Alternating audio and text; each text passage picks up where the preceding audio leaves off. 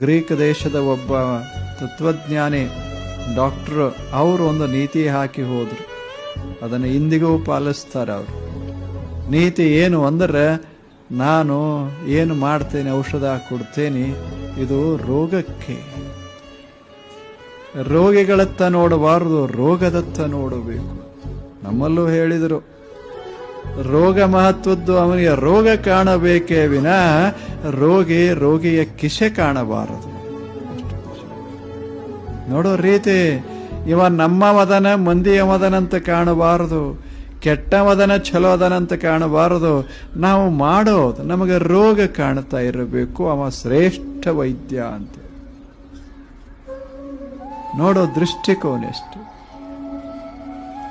ಹಾಗೆ ಪ್ರತಿಯೊಬ್ಬರಿಗೂ ಒಂದೊಂದು ನೀತಿ ಅಂತ ಇದ್ದೇ ಇರ್ತದೆ. ಆ ನೀತಿಯನ್ನ ಪರಿಪಾಲಿಸದೇ ಇದ್ರೆ